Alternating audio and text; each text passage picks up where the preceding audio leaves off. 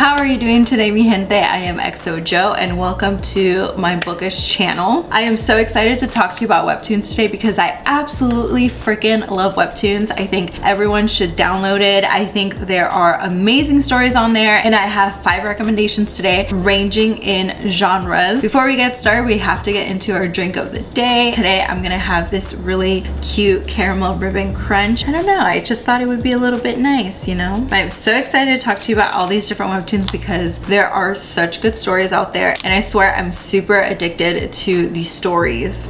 So freaking good. So if you don't know what webtoon is, it's a really cute play on cartoon, but it's webtoon, like on the web. It's a free app you download where you have access to so much content, so much comic content, if that makes sense. These comics are written and illustrated by so many artists. Some of them do have agents, most of them don't. You get exposed to so many talented people. It's really awesome. I freaking love it because I would have never seen their content. You know, not everyone gets published, but there are incredible stories out there. Webtoon gives you access to all of that for free. All you have to do is download the app, create a username. You can do it through your email. You can start scrolling different genres, what's popular. You can see what's trending on there. You can subscribe to that webtoon. A lot of popular webtoons are actually still publishing weekly today. So these webtoons can go by seasons. Currently, a lot of the webtoons I'm going to talk about are in their 3rd season or more. The artist, of course, has to take a break and recover, and they have to make sure that their storytelling is correct because they have an audience to please. But if you're like me, a little bit impatient and you can't handle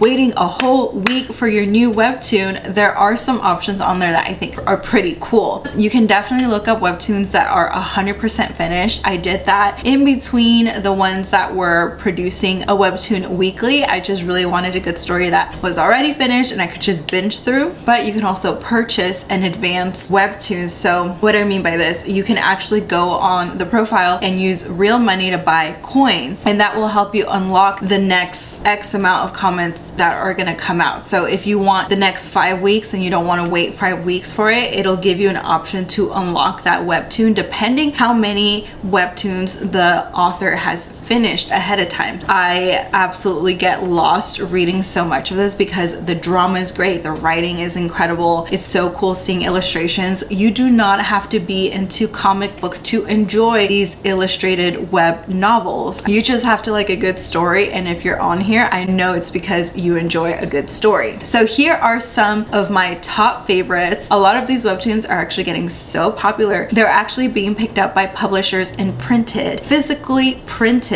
There's a really popular webtoon out there right now called Lore Olympus. I was thinking of talking about that one, but I want to bring you some fresh, maybe under the radar stories that are so freaking good. Like, I look forward to them every single week. Sometimes I forget what days they actually publish or not, and I'm just like, I think it's been a week already. I just want to see what happens next. I guarantee you that if you pick up any of these webtoons I'm about to recommend, you're gonna absolutely love them. There are way more I want to talk about, but these are the 5 I want to start with. For all my K-pop and drama lovers, you're absolutely gonna adore True Beauty. I was first interested in True Beauty because it talks about this girl that was really insecure with her looks. She doesn't think she's beautiful. She gets bullied a lot in middle school. She attempts to do her makeup to fit in and not be bullied anymore, but unfortunately, like a lot of us when we first start playing with makeup, we miss the mark with matching our foundation correctly, using the right amount of eyeshadow, all of those things, and so she actually ends up getting bullied a little bit more. Fortunately for her, she really masters the art and the beauty of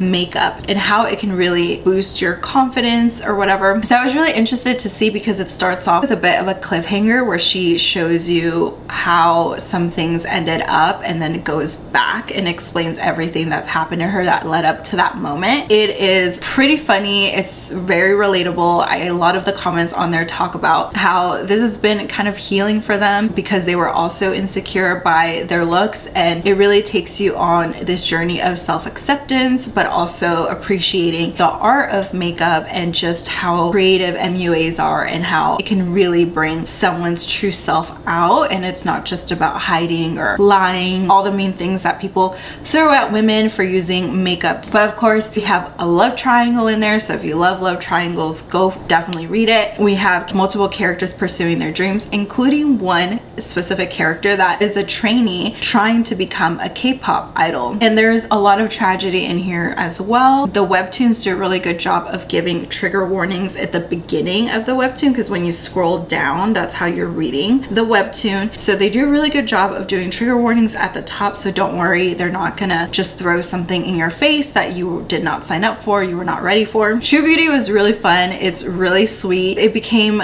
so popular that I actually saw it in print at local bookstores, which is so cool. It also became a K-drama as well. I have not had the privilege of seeing it because I don't know where, although I have heard mixed reviews about it. And the main character that eventually realizes his dream, I won't spoil much more. This was so popular that a real K-pop idol actually produced the song that is played in the webtoon. That was absolutely beautiful. What's cool about webtoons is that they actually add music now and then that you can choose to listen to or not. You can raise your volume and it'll play something, or you can keep it on mute and just read in silence so you don't have to hear basically the atmosphere the author is trying to create. But I thought that was so cool that after so many seasons with True Beauty, there was an actual artist who decided to record this pivotal moment and just such a beautiful scene in True Beauty, and it was paired with the real song. I definitely recommend if you love K-pop and drama and just want a self-acceptance story. This second one is actually, I think, a top favorite right now. It's a coming of age story and it's more comedic. So it's a comedy, but it's so deep, you guys. I cannot tell you. Mi gente, it is so freaking deep. There are some lines in there that when I finish the webtoon and I go to the comments, people are analyzing. They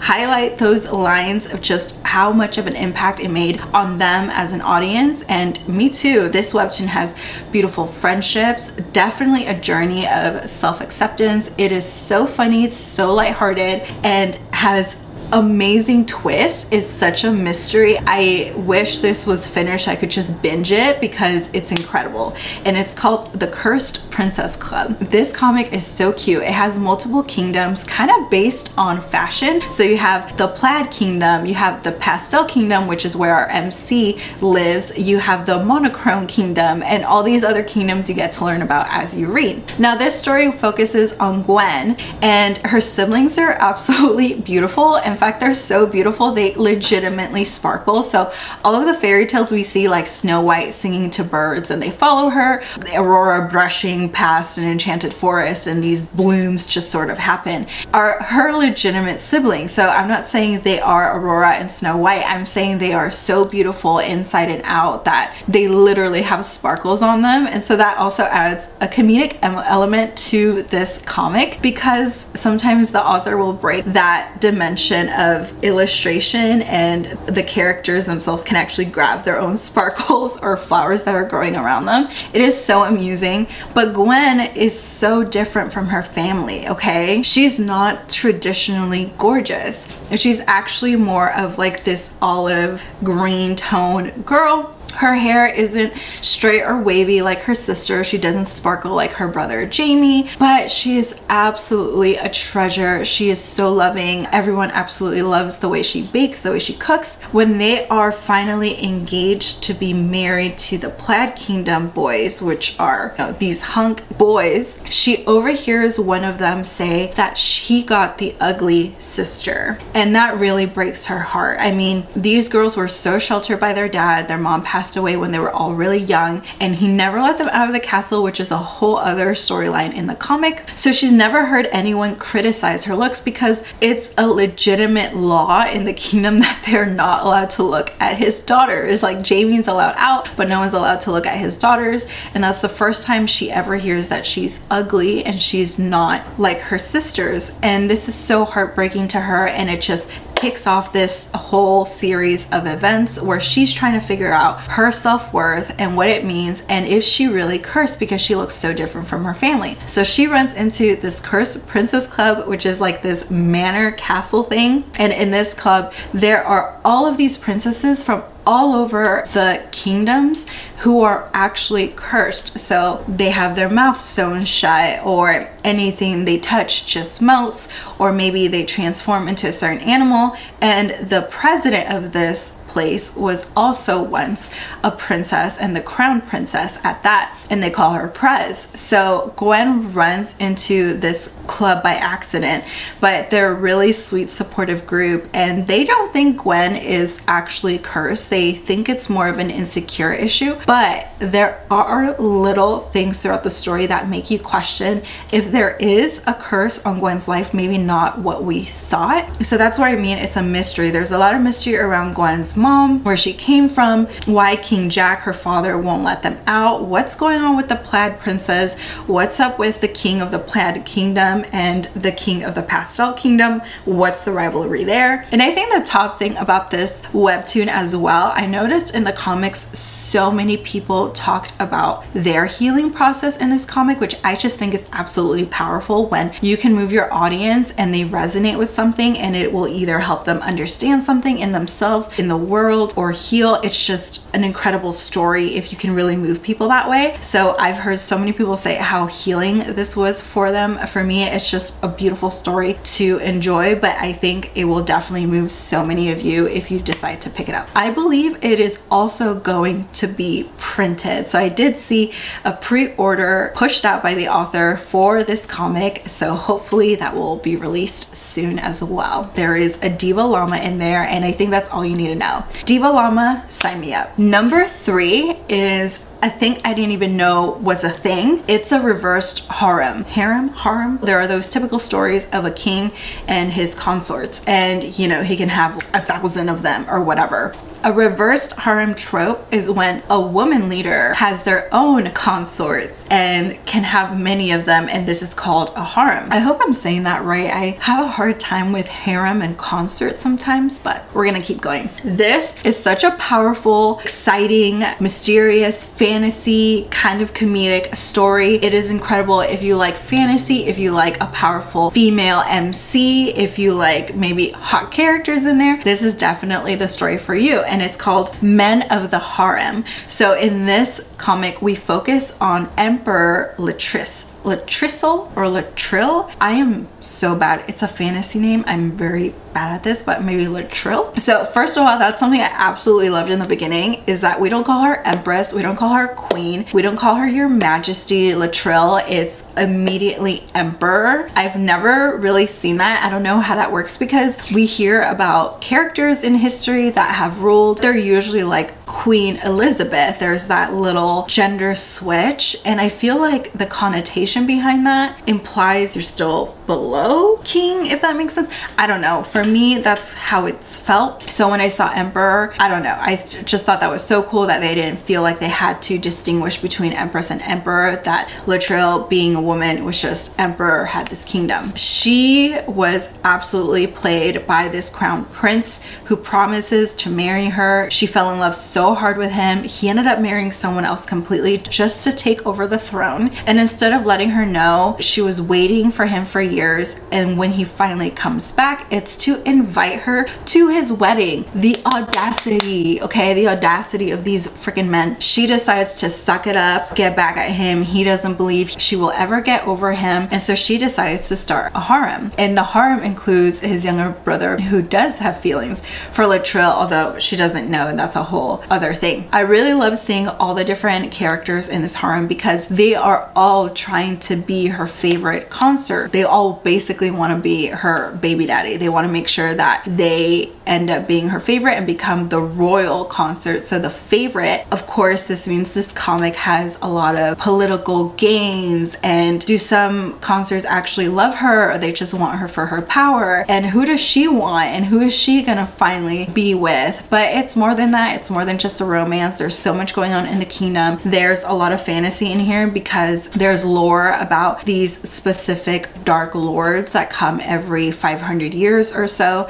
And when they come, zombies come, ghouls come. She's already seeing signs. There's a great sage she needs to pair up with. There's conspiracy behind her back. There's a half brother that she had to kill to get the crown, and he might be back and he might not. And so there's so much in there that will leave you gasping. So much action packed, but still filled with this romance and this political harem going on in the midst of the emperor just trying to hold on to her crown and figure out what to do next. It is so freaking good. I absolutely love it. It's so funny seeing people in the comment section ship a certain concert with the emperor. There's so much that comes out in this comic book that usually by the end of the webtoon, a lot of people are kind of rephrasing what they learned and what we've learned so far. And so it's just so helpful and really cool to have a community like that. You're definitely gonna love it if you like all those tropes and themes. This next one is definitely more of a dark, violent fantasy. It also features a really powerful MC, so much character development, tragedy. It's filled with morally gray characters, and it's called Your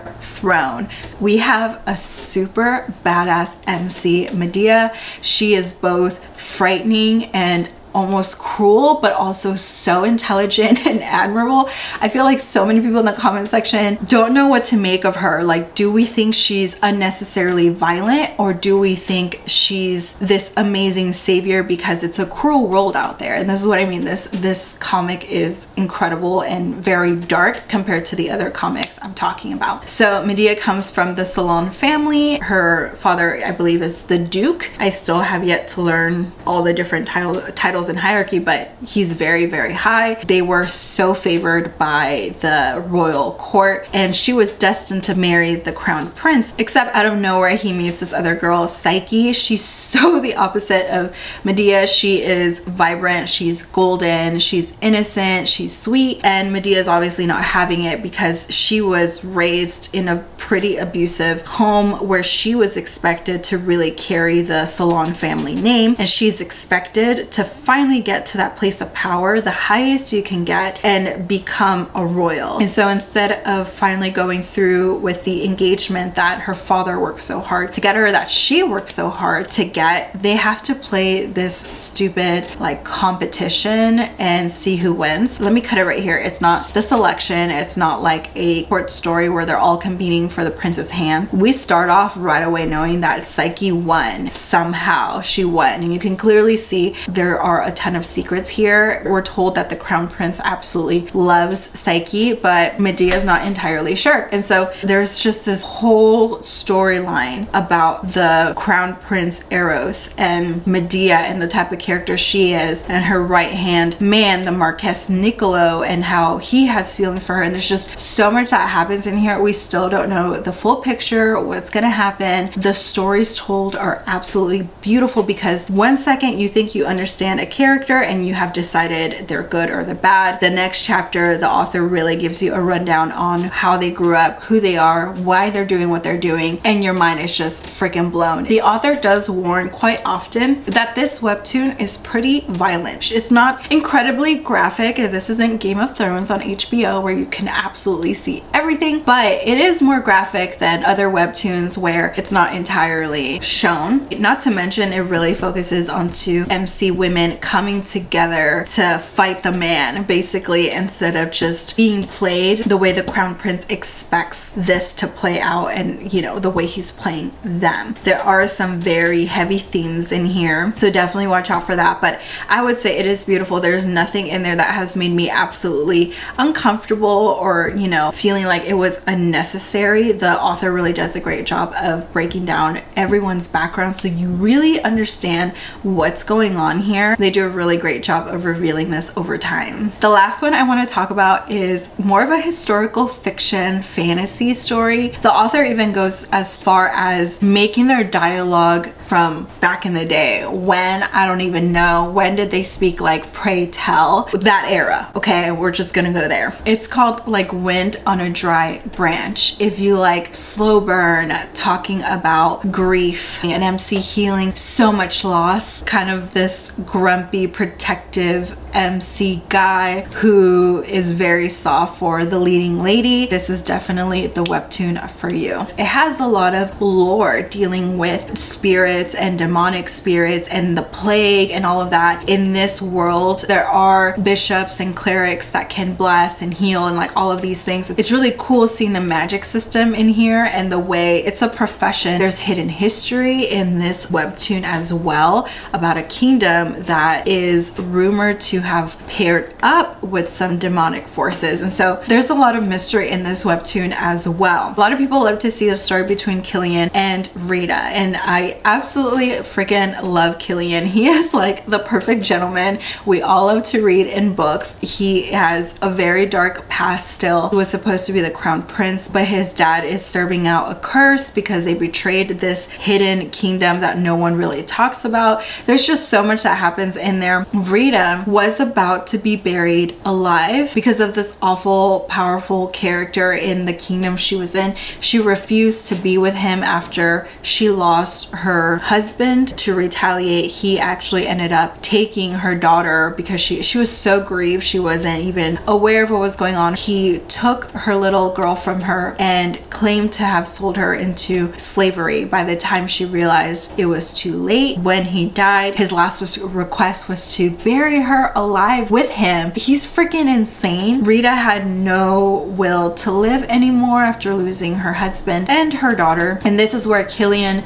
comes in. This is literally like the first two webtoons. This guy owed Killian a debt, and because he can't pay that debt because he's dead, he decides to take his prized mistress, which is Rita. There are so many rumors about Killian. He's ruthless. He has this really big harem as well, like all of these things. So Rita's just kind of like, well, I guess I have to serve this guy, and that's not the case. There's a lot of development here. Like I said, she did lose a child. There's so much grief in there. They don't hide this. The author just lets Rita go on this journey, lets Killian go on a journey of healing as well for his losses, and these two characters slowly, very painfully slowly coming together to see if they deserve a life, if they deserve a new beginning. And so this is an example of the mixed bag I have in my account. These are the ones that are actively publishing weekly right now. I think everyone should absolutely check out Webtoons. It is also something really handy and quick to have when you just want a really good story, but maybe you can't sit and like read words and focus. You just want a really great plot line that's moving forward. I would say you definitely need to download this app. If you enjoyed me nerding out here and geeking out with me,